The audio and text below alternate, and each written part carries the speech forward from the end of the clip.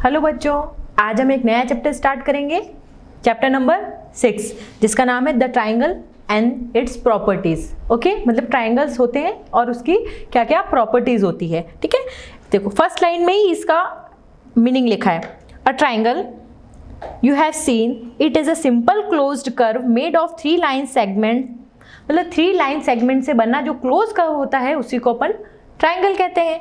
और इसमें क्या क्या चीज़ें होती है, एक तो 3 वर्टेक्स, 3 साइड्स और 3 एंगल्स, ये तीनों चीज़ें होती है। क्या होती है, एक तो देखो अब इसकी 3 वर्टेक्स, वर्टेक्स मतलब जो इसके पॉइंट होते हैं, जिसकी एजेस होती है, जैसे ये वाली वर्टेक्स है इसकी ए, बी वर्टेक्स है और सी वर्टेक्स है। ठीक है, अब उसमें साइड्स देखें तो अपन देखिए साइड्स क्या है, ए बी, ठीक है, ए सी और बी सी, ये इसकी साइड्स है।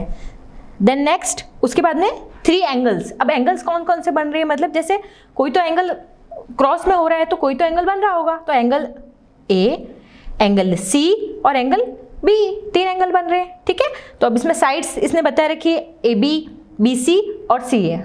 नेक्स्ट एंगल्स बी ए सी, फिर ए बी सी, ठीक है, और बी सी ए, ये 3 एंगल हो गए।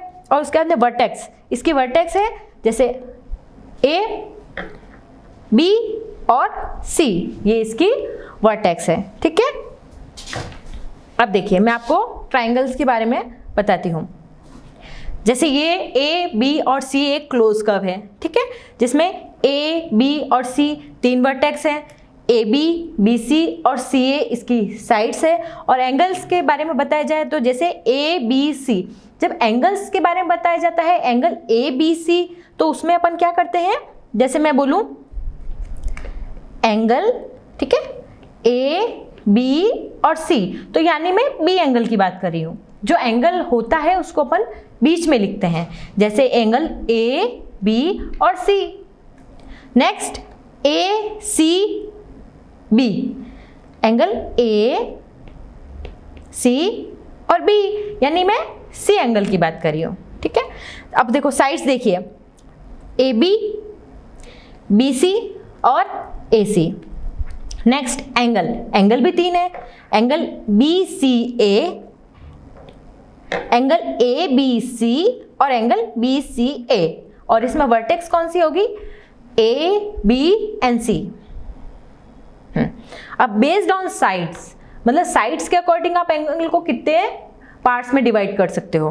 फर्स्ट है scalene triangles. Scalene triangles means जिसकी तीनों साइड्स इक्वल नहीं होती है। ठीक है, जैसे ये भी अलग है, ये भी अलग है और ये भी अलग है। तीनों साइड्स में से एक भी साइड्स आपस में इक्वल नहीं होती है, कि ऐसे हो सकता है कि 2 साइड्स इक्वल हो, तीनों ही साइड्स इक्वल हो, लेकिन इस वाले में एक भी साइड इक्वल नहीं होती है। नेक्स्ट है आइसोस्केल ट्राइंगल्स। इसमें 2 साइड्स आर इक्वल। फर्स्ट ये वाली साइड्स एंड ये वाली 2 इक्वल है, बट ये वाली साइड्स इक्वल नहीं है। नेक्स्ट इक्विलेटरल ट्राइंगल, इसमें तीनों साइड्स इक्वल होती है, जैसे ए बी, बी सी और ए सी, तीनों साइड्स इसमें इक्वल है। ये तो हो गए बेस्ड ऑन साइड्स। अब अपन पढ़ेंगे बेस्ड ऑन एंगल्स।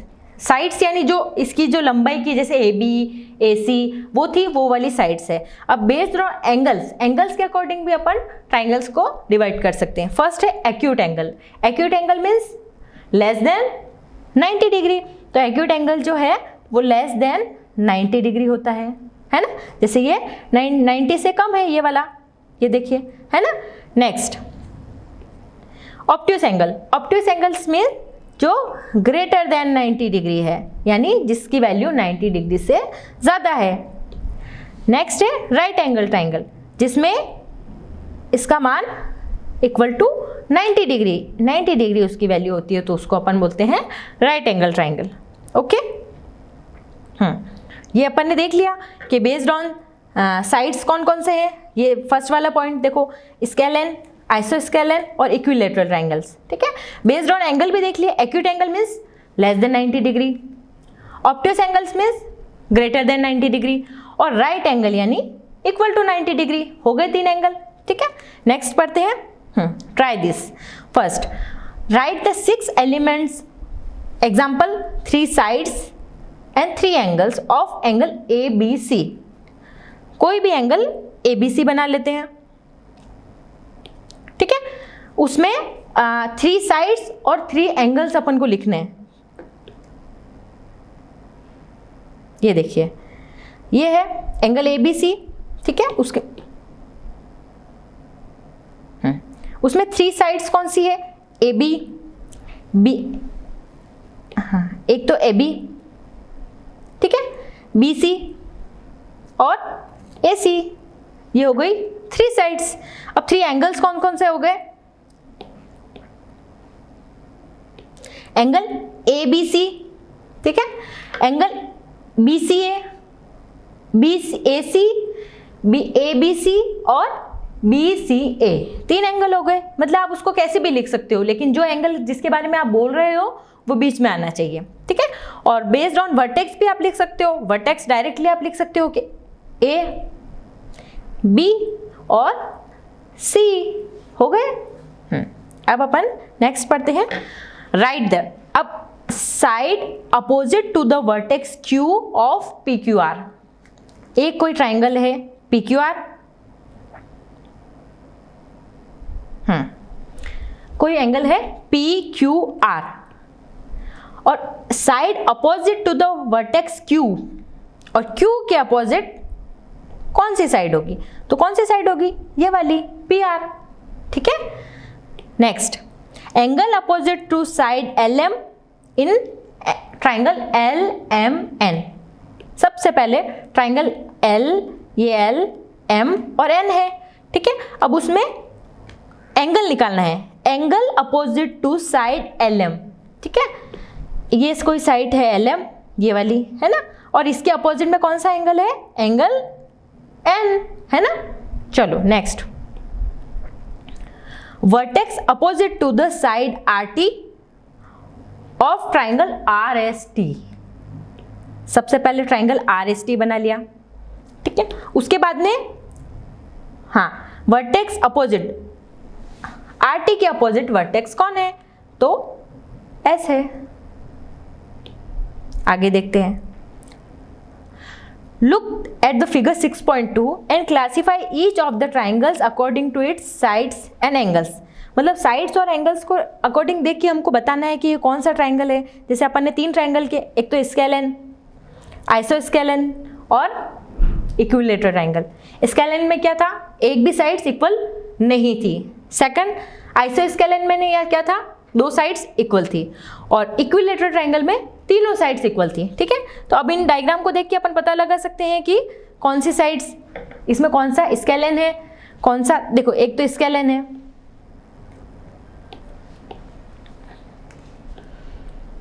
एक आइसोस्केलन है और एक इक्विलेटरल है, ठीक है। 3 ट्राइंगल हो गए। अब फर्स्ट वाला ट्राइंगल देखो एक बार ध्यान से। ABC है, इसमें एक 8 है, एक दूसरी भी 8 सेंटीमीटर है और थर्ड है 5 सेंटीमीटर, 3, ठीक है। अब इसमें क्या आपको दिख रहा है कि 2 इक्वल है या एक भी इक्वल नहीं है या तीनों इक्वल है? तो अपन देखेंगे तो इसमें 2 8 सेंटीमीटर 8 सेंटीमीटर, यानी ये कौन सी हो गई? आइसो, ठीक है। क्योंकि देखो स्केलन में तो एक भी इक्वल नहीं थी, आइसो में 2 थी और इक्विलेटरल में तीनों थी। तो ये फर्स्ट वाला हो गया आइसो, ठीक है।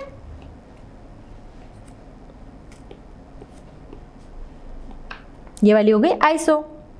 नेक्स्ट, एक 10 है, एक 8 है और एक 6 सेंटीमीटर है, ठीक है। उसके बाद साइड्स, देखो अपन को साइड्स के अकॉर्डिंग भी बताना है और एंगल्स के अकॉर्डिंग भी बताना है। जैसे कोई राइट एंगल बन रहा है या जैसे एब्ट्यूस एंगल है या एक्यूट एंगल है, वो भी अपन को देखते जाना है, ठीक है। तो इसमें ये एक्यूट एंगल है, ये वाला एंगल देखा जाए तो, ठीक है। अब इस वाले में देखो कि PQR, इसमें एक 8 है, एक 10 है और एक 6 है, तो ये स्केलन है, तीनों इक्वल नहीं है साइड्स। थर्ड वाला 7 7 और ये नॉट डिफाइंड, तो ये अभी अपन को पता नहीं है, तो अपन इसको कि ये नहीं कह सकते कि ये 7 सेंटीमीटर ही है, ठीक है। तो इसके अलावा ये 7 है, तो ये 7 है, तो ये कौन सी है? आइसो। नेक्स्ट ये 5.2, ये 5.2, ये 5.2, ठीक है। तो इससे क्या पता चल गया, ये कौन से है, इक्विलेटरल ट्राइंगल। ये हो गया इक्विलेटरल ट्राइंगल। ये 3 सेंटीमीटर, ये 3 सेंटीमीटर, ये 7 सेंटीमीटर, ये 3 और ये 3 बोथ आर इक्वल, ठीक है। और third one is not equal, then the angle is isosceles triangles. Next 6 centimetre, 6 centimetre, 2 or 6 centimetre and third one is not defined. तो 6 सेंटीमीटर 6 सेंटीमीटर यानी आइसोस्केलेन ट्राइंगल, ठीक है, पता चला। ओके, अब अपन एक नई चीज पढ़ेंगे। ये तो अपन ने ट्राइंगल्स के साइड्स के बारे में पढ़ा, उसके वर्टेक्स के बारे में पढ़ा और टाइप ऑफ एंगल्स के बारे में पढ़ा, लेकिन एक मीडियंस ऑफ द ट्राइंगल भी होती है। मीडियन जो ट्राइंगल की जो साइड्स है उसको 2 बराबर भागों में बांटती है, उसको अपन मीडियन बोलते हैं, ठीक है। आगे अपन पढ़ेंगे तो आपको इसके बारे में डिटेल में पता चलेगा। ये देखिए मीडियन ऑफ द ट्राइंगल, ये कोई ट्राइंगल है, ये ए है, ये बी है और ये सी है, ठीक है। अब कोई भी पॉइंट ले लो, चाहे ए ले लो, बी ले लो या सी ले लो, ठीक है। उसमें सामने वाले पॉइंट से, वर्टेक्स से जो सामने वाली, उसके जस्ट सामने वाली साइड्स पे अगर कोई लाइन खींची जाती है और वो उस साइड्स को 2 बराबर भागों में बांटती है, दोनों इक्वल होने चाहिए, मतलब जितना ये है उतना ये होना चाहिए। इसका मतलब ये है कि जो BD इक्वल टू DC दोनों बिल्कुल इक्वल पार्ट में होने चाहिए, तो वो उसकी होगी मीडियन, ठीक है। वो आप किसी भी एंगल से ले सकते हो, एंगल B से भी ले सकते हो, इधर एंगल C से भी ले सकते हो AD पर, लेकिन वो उसके जस्ट अपोजिट साइड में और उस साइड्स को 2 इक्वल बराबर भाग में बांटती है, तो उसको हम मीडियन कहते हैं। मीडियन ऑफ द ट्राइंगल, देखो इस वाले एंगल ABC में A से कोई वर्टेक्स A से कोई मीडियन डाली है BC पर, और वो एंगल A से कोई मीडियन डाली है पॉइंट से सामने वाली BC पर, और वो D पॉइंट पर डाली है, यानी BD equal to DC। A median connect a vertex of the triangles to the mid point of the opposite sides. वही बात हो गई कि सामने वाली पॉइंट अपोजिट साइड पर मिड पॉइंट पर कट करती है वो। इसका मतलब वो जो आपस में जो दोनों भाग होते हैं वो हमेशा इक्वल होंगे, तभी वो मीडियन कहलाएगी, ठीक है। How many medians, try and discuss है, ये वाले क्वेश्चन करते हैं। How many median can a triangle have, triangle की कितनी मीडियन होती है, कितनी होती है। अगर नॉर्मल अपन ट्राइंगल देखा जाए,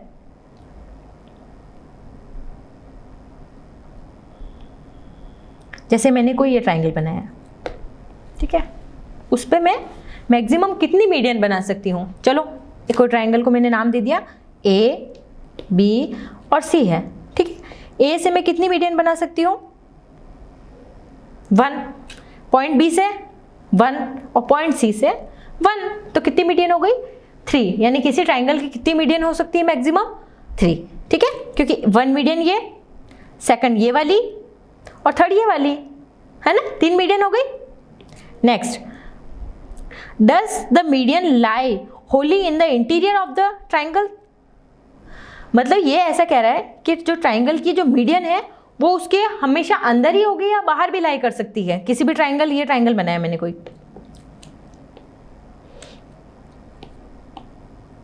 ठीक है, उसमें ये जो मीडियन है वो हमेशा उसके अंदर ही लाई करेगी या बाहर भी हो सकती है। मीडियन हमेशा ट्राइंगल के अंदर ही लाई करेगी, ये बात हमेशा ध्यान रखना। आगे अपन पढ़ेंगे एल्टीट्यूड में कि उसमें वो बाहर भी लाई कर सकता है, लेकिन मीडियन हमेशा ट्राइंगल के अंदर ही लाई करेगी। ओके, नेक्स्ट अब अपन पढ़ेंगे altitude of the triangle. Altitude of the triangle होता क्या है, देखिए जैसे मैंने कोई ट्राइंगल बनाया,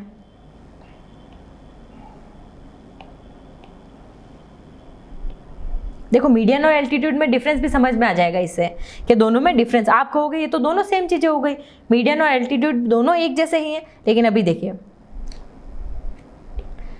ये कोई ट्राइंगल है, मैं नाम दे देती हूँ A, B और C है, ठीक है। उसके बाद में ट्राइंगल A से अगर मैं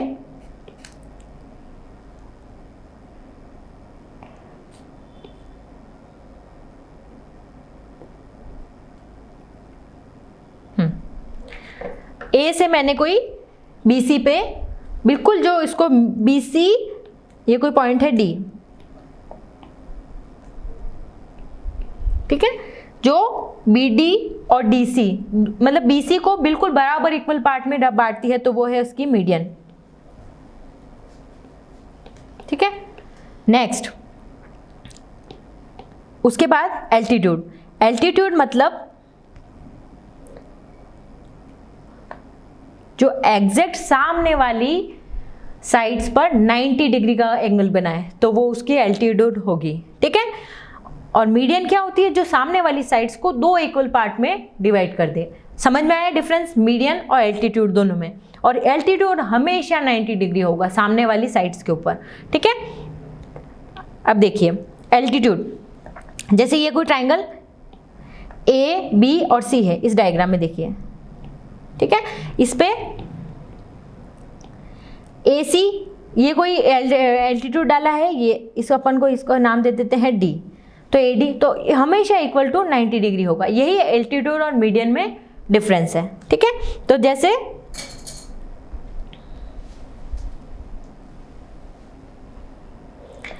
line segment AL is the altitude of the triangles. Altitude has a one end point at the vertex of the triangle and the other on the line containing on opposite sides. Through each of the vertex altitude can be drawn.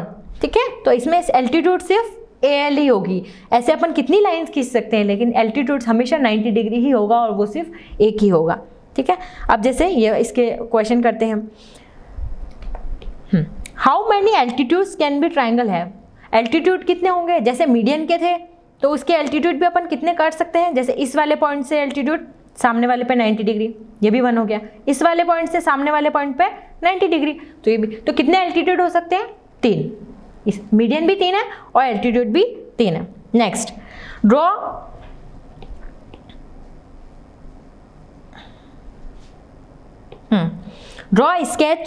sketches of the altitudes from A to BC of the following triangles। A से अपन को BC पे altitude खींचना है, खींचो। First वाले point से सीधे सीधे एल्टीट्यूड खींच लो, ऐसे ये हो गया 90 डिग्री। नेक्स्ट, ये राइट एंगल है। अब आप कंफ्यूज हो गए, इसमें एल्टीट्यूड कहाँ खींचूं मैं, तो ये तो खुद ही 90 डिग्री है, तो एल्टीट्यूड भी इसका यही होगा सीधा, ठीक है। नेक्स्ट, अब ABC, अब आई पते की बात। देखो, अब आप सोचोगे मैं इसका एल्टीट्यूड कहाँ खींचूं, ये तो ट्राइंगल ही ऐसे जा रहा है, अब इसमें एल्टीट्यूड की जगह कहाँ है, अब कैसे खींचूं मैं, आप कंफ्यूज हो गए। कोई बात नहीं, अपन को तो जहाँ भी 90 डिग्री बन रहा है वो उसका एल्टीट्यूड होगा, ठीक है। तो अब मैंने क्या किया, यहाँ से डायरेक्ट मैंने लाइन खींची और यहाँ से भी डायरेक्ट मिलाई, तो ये हो गया एल्टीट्यूड। और एल्टीट्यूड ये एंगल से बाहर है। पहले क्वेश्चन पूछा था मीडियन में कि क्या हमेशा मीडियन ट्राइंगल के अंदर लाई करती है, तो उसमें अपना क्वेश्चन था यस, लेकिन इसमें बाहर लाई कर रहा है एल्टीट्यूड, ठीक है। तो यानी एल्टीट्यूड में जो अपन खींचते हैं ना इस ट्राइंगल में, एल्टीट्यूड बाहर भी लाई कर सकता है, लेकिन मीडियन हमेशा अब बाहर अंदर ही लाई करेगी। तो देखो, इसकी अगर मैं मीडियन बनाऊँ तो यहाँ पे आएगी, तो ये हमेशा अंदर लाई कर रही है ना। Next, will an altitude always lie in the interior of the angle? If you think that is need to be true, draw a rough sketch to show such a case। इसका आंसर है no, बाहर भी लाई कर सकती है। ये वाले इस वाले डायग्राम से प्रूव हो गया ये वाला कि हमेशा बाहर भी हो सकती है। Next, fourth one, can you think of a triangles in which two altitude of a triangles are two of its sides। हाँ, मतलब अपन को वो ट्राइंगल के बारे में बताना है जिसमें टू एल्टीट्यूड उसकी खुद की साइड ही है, तो वो एंगल कौन सा होगा। एक बार आपके दिमाग में आया, चलो अपन नॉर्मल एक बार कोई एंगल बनाते हैं, आपको तब डिफरेंस पता चलेगा। ये वाला मैंने कोई एंगल बनाया है, ठीक है। अब इसका एल्टीट्यूड सामने वाले का बिल्कुल 90 डिग्री खींचना है, ऐसे। ये कोई इस वाले का खींचूंगी तो ये 90 डिग्री हो गया, इसका खींचूंगी तो यहाँ पे 90 डिग्री हो गया, ठीक है। अब मेरे पास कोई राइट एंगल ट्राइंगल है, ठीक है। राइट एंगल ट्राइंगल खींचूं, ये लो। अब खींचो इसके एल्टीट्यूड। अब मैं बोल रही हूँ कोई A, B और C ये कोई 3 पॉइंट है। अब मैं ऐसा करना चाह रही हूँ कि मैं ए से कोई एल्टीट्यूड खींचना चाह रही हूँ बी पे, तो आप बोलोगे मैम ये तो बिल्कुल सीधी सीधी लाइन पे खींच रहे हैं, जो है वो लाइन वो खुद इसकी एल्टीट्यूड है। बिल्कुल सही है, ठीक है। अब मैं बी पॉइंट से कोई खींचना चाह रही हूँ तो वो इसकी जस्ट अपोजिट में आएगा, या सामने वाली पे, ठीक है। अब मैं कोई सी से खींचना चाह रही हूँ, तो सी से खींचा तो ये खुद इसकी लाइन हो गई, ये लाइन और ये वाली लाइन, तो ये दो इसकी एल्टीट्यूड हो गई। तो यानी जो राइट एंगल ट्राइंगल है उसमें उसकी एल्टीट्यूड इटसेल्फ उसकी साइड्स होती है, मतलब जो साइड है वो वही उसकी एल्टीट्यूड है। यही इसमें बताना चाह रहा है। समझ में आया आपको? जैसे एंगल ए बी सी कोई ट्राइंगल है, ठीक है, और वो राइट एंगल ट्राइंगल है, ठीक है। तो जिसमें जो ए बी है वो खुद एल्टीट्यूड है, बी सी है वो खुद एल्टीट्यूड है, तो ये वाला ट्राइंगल राइट एंगल ट्राइंगल होगा। जिस वाले फोर्थ वाले में पूछा है ना, can you think the triangle in which two altitudes of the triangles are two of its sides, मतलब दो वो उसकी साइड्स खुद ही एल्टीट्यूड है, तो वो ये वाला राइट एंगल होगा, ठीक है। आपके दिमाग में आ जाना चाहिए हाँ वो राइट एंगल है। Next, can the altitude and median B same of the triangle. हाँ, अब एक दिमाग और, अब आप कभी सोच सकते हो कि मतलब ऐसा कौन सा ट्राइंगल है जिसमें मीडियन और एल्टीट्यूड दोनों सेम हो, कौन सा ट्राइंगल होगा वो? ये मैंने कोई ट्राइंगल बना दिया जिसकी तीनों साइड्स इक्वल हो,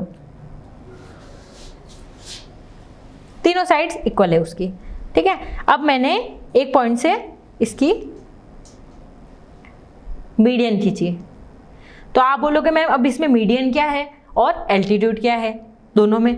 अब मीडियन खींचूं तो भी यही और एल्टीट्यूड खींचूं तो भी यही, क्योंकि मेरा ये साइड एक ट्राइंगल है इक्विलेटरल ट्राइंगल, क्योंकि तीनों साइड्स इक्वल है। अब पॉइंट ए, जैसे कोई पॉइंट है,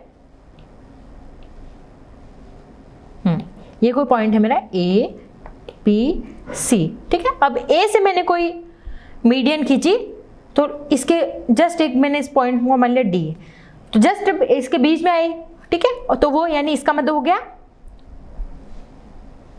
B D equal to D C, और ये खुद राइट एंगल भी है, इसका मतलब मीडियन भी है ये इसकी और एल्टीट्यूड भी है, और वो किस वाले एंगल में होगा?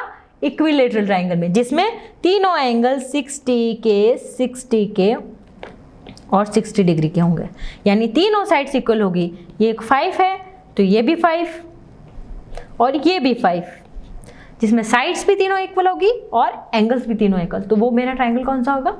इक्विलेटरल ट्राइंगल, जिसमें मीडियन भी इक्वल होगी और मीडियन और एल्टीट्यूड दोनों सेम होंगे, ठीक है। ये वो वाला केस है। अब आते हैं अपन 6.1 पे, करें एक्सरसाइज 6.1। चलो, इन पी क्यू आर, ये कोई ट्राइंगल है पी क्यू आर, इसमें D is a mid point of Q R, D जो है वो mid point of Q R है। अब आप एंगल पी क्यू आर देख के पता लगा सकते हैं कि इसमें एम क्या है और डी क्या है। एम जो है वो 90 डिग्री का आपको नजर आ रहा है, ये देखिए, और डी इसका मिड पॉइंट है, ये दे रखा है। तो आप सोचोगे कि पी डी तो मेरे हो गई मीडियन और पी एम हो गया मेरा एल्टीट्यूड, ठीक है, दोनों चीजें हो गई। देन इसने क्या पूछा है? P M is, what is P M is, दिख रही है क्या है ये? एल्टीट्यूड, ठीक है, ये देखो, तो पी एम मेरी एल्टीट्यूड है। उसके बाद में पी डी क्या है इस डायग्राम में? पी डी, जो इसको दो इक्वल पार्ट में बांट रही है, तो ये क्या हो गई? Median. Next, is Q M equal to M R, ये कह रहा है ये वाला पोर्शन एंड ये वाला पोर्शन, ये और ये दोनों इक्वल है, दोनों इक्वल दिख रहे हैं अपन को? नहीं। क्यों इक्वल नहीं है? क्योंकि वो तो एल्टीट्यूड काट रहा था, जबकि मीडियन इसको दो पार्ट में बराबर डिवाइड करती है यहाँ पे, लेकिन इसने तो इसकी बात की है, ये इक्वल नहीं है। क्यों? क्योंकि ये तो एल्टीट्यूड इसको कट कर रहा है, और एल्टीट्यूड जरूरी नहीं कि हमेशा इक्वल पार्ट्स में कट करे, तो ये यहाँ पे साफ दिख रहा है कि क्यू एम और एम आर इक्वल नहीं है। Next question, draw rough sketch of the following, ठीक है। फर्स्ट है in angle A B C, B is a median. कोई एंगल ए बी सी लेते हैं, ए बी और सी कोई ट्राइंगल ले लिया, उसमें बी इसकी मीडियन होनी चाहिए, तो ठीक है बी मैंने इसकी मीडियन खींच ली जो इसको बराबर इक्वल भाग में काटे, है ना। नेक्स्ट ये अपन को ड्रॉ करना है, ठीक है, सीखने के लिए।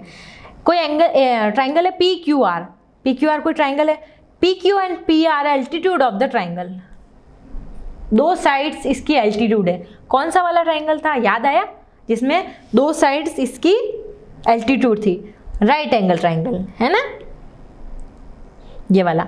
इसमें पी क्यू और पी आर खुद इसकी एल्टीट्यूड है, एल्टीट्यूड यानी 90 डिग्री। इधर से देखें तो भी 90 डिग्री का एंगल बना रही है, और अगर मैं इधर से देखूं तो भी 90 डिग्री का एंगल बना रही है, ठीक है। तो यानी ये इसकी एल्टीट्यूड हो गई। Next, in angle X Y Z Y is the altitude of the exterior of the triangle.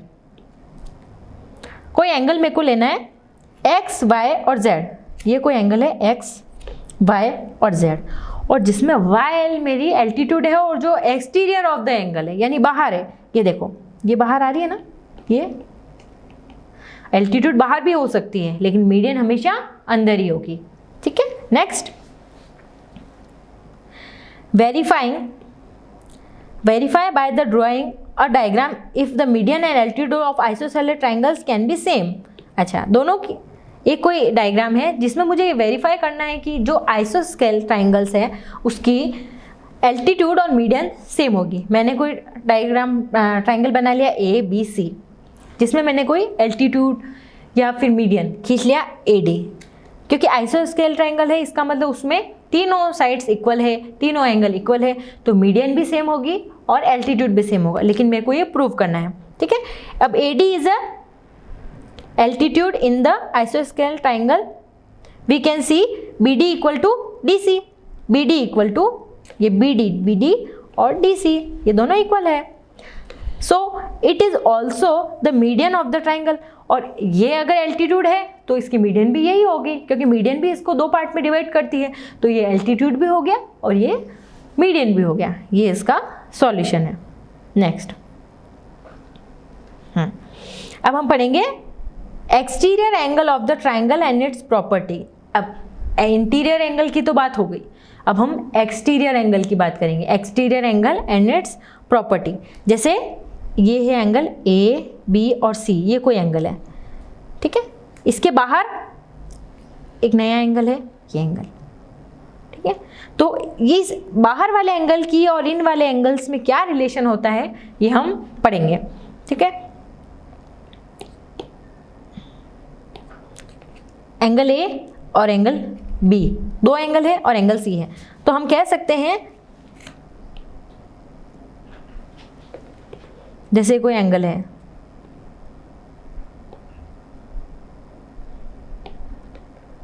ये एंगल ए, ये एंगल बी और ये एंगल सी है जो इसका एक्सटीरियर एंगल है। तो angle A plus angle B is equal to angle C, ये एक्सटीरियर एंगल की प्रॉपर्टी होती है। इसका मतलब जो एक्सटीरियर एंगल है वो जो इसके जस्ट पास वाला एंगल है ये वाला, इसको नहीं, उसके अलावा रिमेनिंग दो एंगल है जैसे एंगल ए और एंगल बी, इन दोनों के सम के इक्वल होता है हमेशा।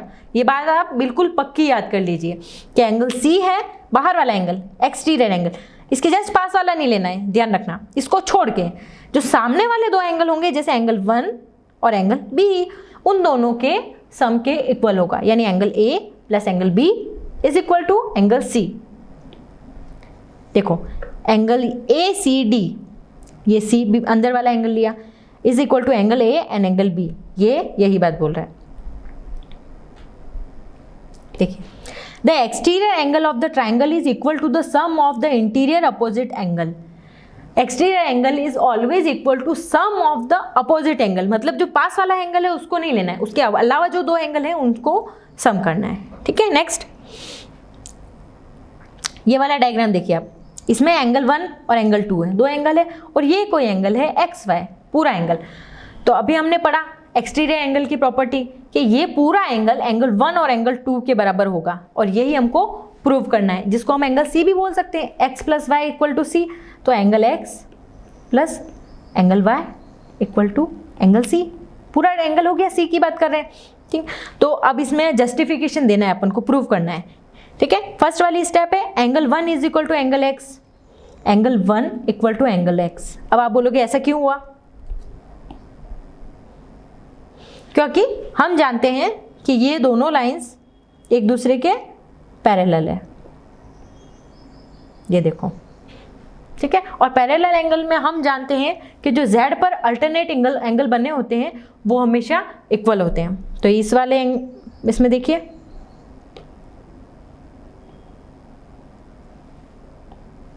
ये वाला z पर बने हमेशा एंगल, तो angle 1 equal to angle z, first वाली प्रॉपर्टी।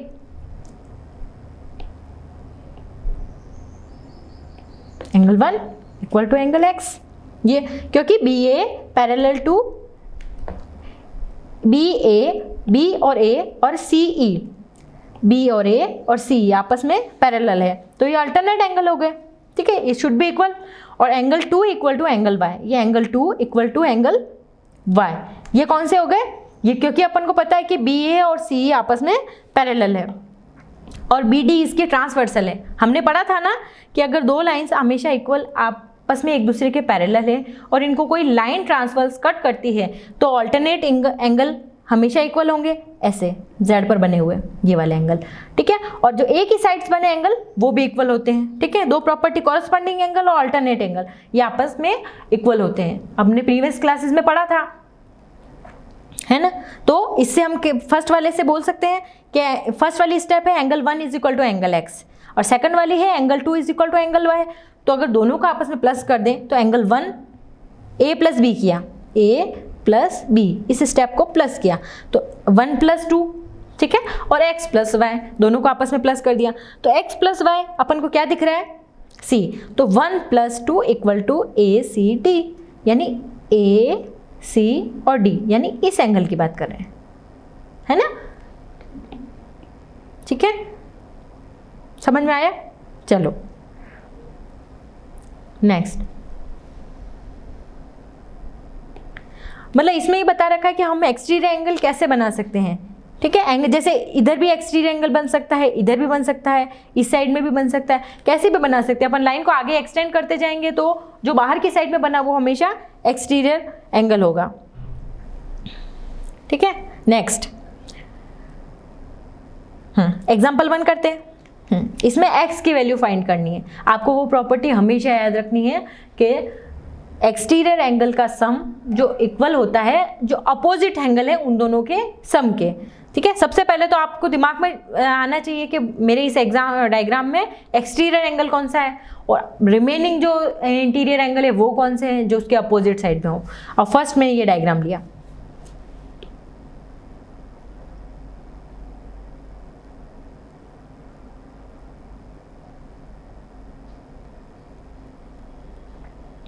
ये वाला। जैसे इसमें एक एंगल है 50 डिग्री, एक एंगल है x और एक है 110, ठीक है। तो आप सोचोगे एक्सटीरियर एंगल कौन सा हो गया 110 और दूसरे एंगल कौन से हो गए x और दूसरा है 50, यानी मैं इस तरह से लिख सकती हूँ कि x plus 50 is equal to 110। तो x की वैल्यू कैसे निकालेंगे? देखो x प्लस 50 इक्वल टू 110, ठीक है।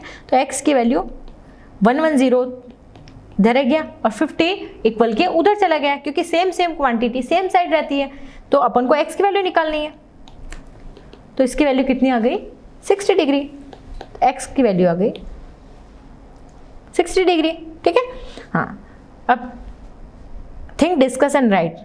नेक्स्ट क्वेश्चन करते हैं। What can you say about each of the interior opposite angle when the exterior angle is right angle. मतलब अपन को एंगल्स के बारे में बताना है जिसमें अगर interior opposite angles which when the exterior is right angle, मतलब एक्सटीरियर एंगल राइट एंगल होगा तो इंटीरियर एंगल क्या होंगे, अब उसका इंटीरियर अपोजिट एंगल क्या होगा। जैसे मैं ये वाले एग्जांपल, ये वाला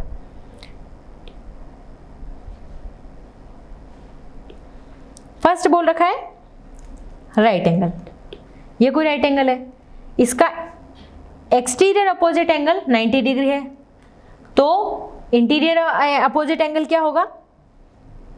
हाँ, इंटीरियर अपोजिट एंगल पूछा है देखो, तो क्या होगा? वो भी 90 डिग्री होगा। सेकंड,